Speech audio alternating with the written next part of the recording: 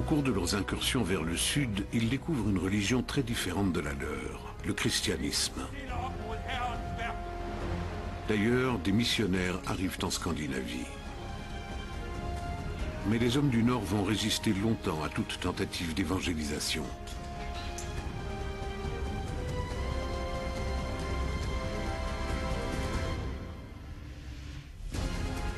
Qui étaient les terribles Vikings et qu'est-ce qui a pu les convaincre de se convertir?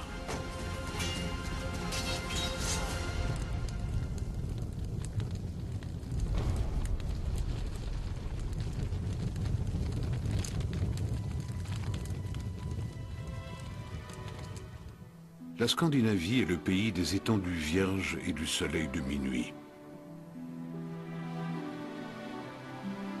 C'est aussi le pays des elfes qui vivent dans les montagnes et des trolls qui hantent les rochers.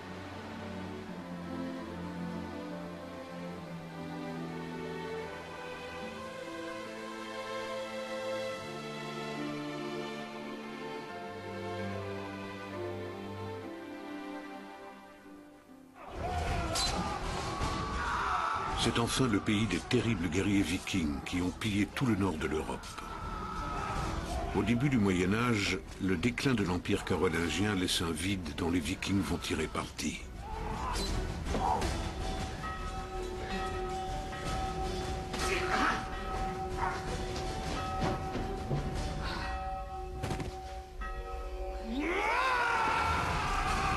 Et notamment Olaf Tryggvason. Fils de roi, il a connu l'esclavage avant de retrouver la liberté. Il a réussi à s'imposer et à reconquérir le trône de Norvège.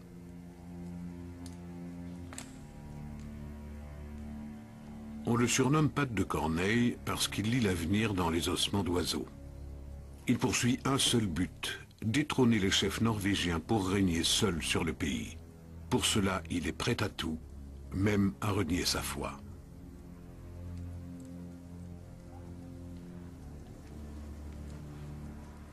Comme lui, de nombreux tyrans de l'époque sont tentés de se convertir au christianisme pour légitimer leur pouvoir. Car pour les chrétiens, le pouvoir royal est d'origine divine. Olaf Tryggvason reçoit le sacrement du baptême en 994. Ses sujets n'ont guère le choix, c'est le baptême ou la mort.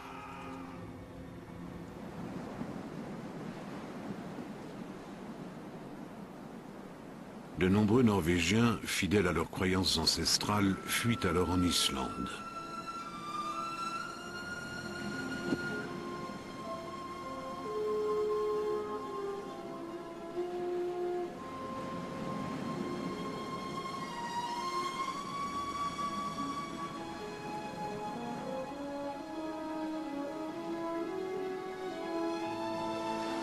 Quels peuvent être leurs sentiments à leur arrivée sur l'île ?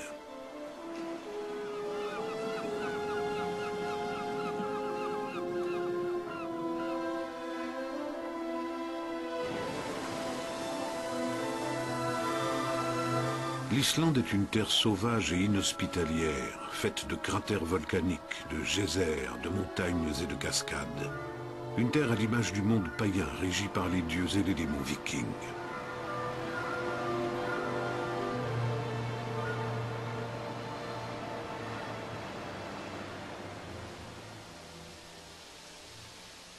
À Stöng, on a découvert une ferme ensevelie sous les cendres volcaniques lors de l'éruption de 1104. Récemment reconstruite, elle nous permet d'imaginer la vie des Islandais à cette époque. C'est une bâtisse dépourvue de fenêtres, les murs en tourbe sont couverts d'herbe.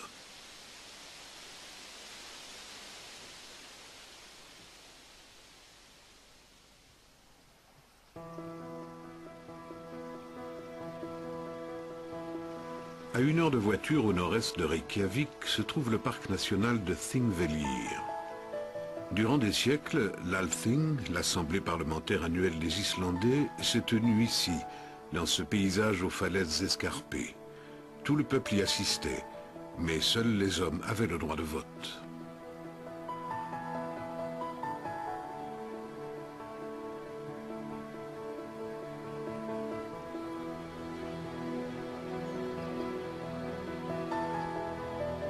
Vala Björk Gartharsdottir est archéologue.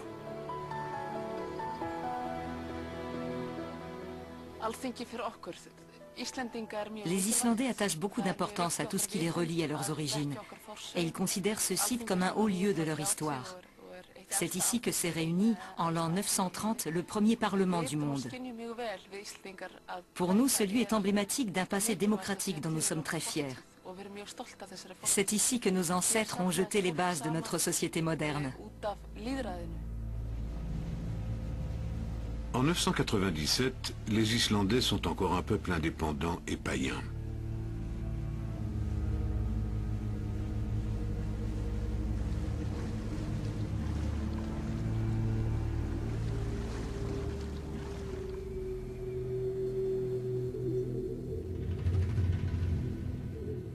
Parmi leurs dieux, Odin est le plus puissant.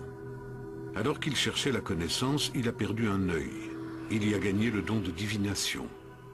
Il est accompagné de 2 corbeaux. Freya est la déesse de la fécondité, de la beauté et de l'amour. Thor est le plus fort de tous. Dans la société guerrière des Vikings, c'est lui que l'on vénère le plus. Il est représenté comme un personnage de haute stature, massif et brutal. Il a créé le tonnerre, mais son arme est le marteau Mjolnir. Ses adorateurs portent un marteau de Thor autour du cou.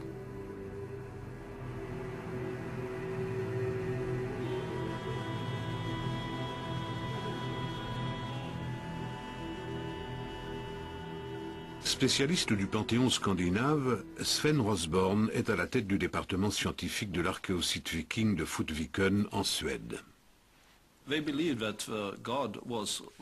Pour eux, les dieux étaient comme des hommes. Même s'ils étaient bien plus puissants que les hommes, ils se comportaient comme eux. Ils buvaient, ils mangeaient, ils faisaient l'amour et se jouaient des mauvais tours comme les mortels. Mais qui sont exactement les Vikings, ces guerriers qui croient en Odin, Thor et Freya et qui parcourent le monde en quête de richesses à piller, mais aussi à acheter et à revendre?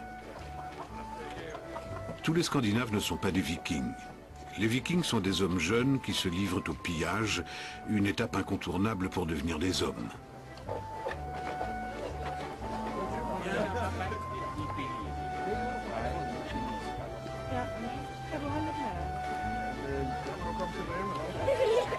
Ils ont le goût de l'aventure et s'intéressent à tout ce qui est nouveau.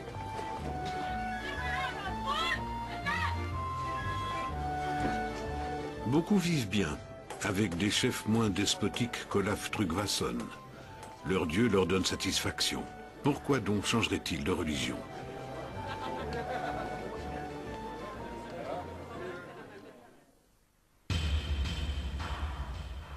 Thor leur est favorable, puisqu'il ramène de riches butins arrachés aux églises et aux monastères du continent.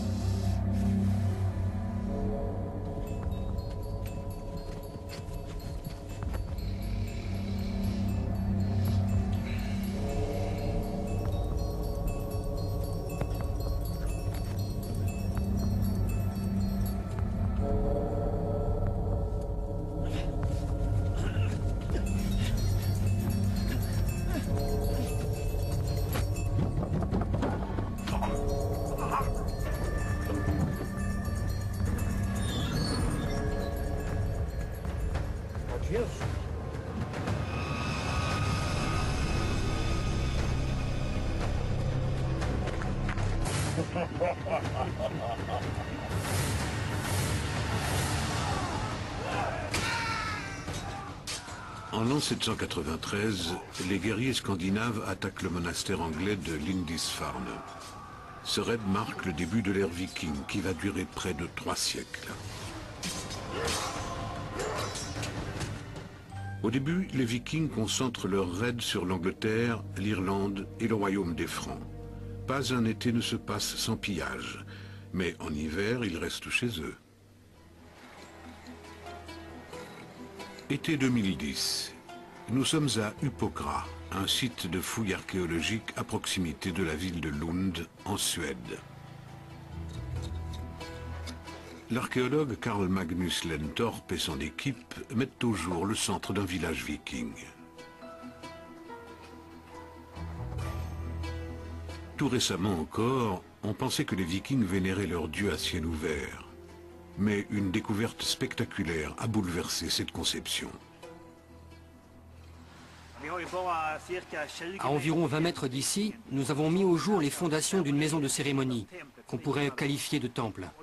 Même si l'emprise au sol du bâtiment est modeste, la taille des assises de fondation évoque un édifice très élevé, qui devait se repérer de loin dans le paysage. On avait trouvé des objets précieux sur d'autres sites vikings. Comment sait-on qu'il y avait un temple ici?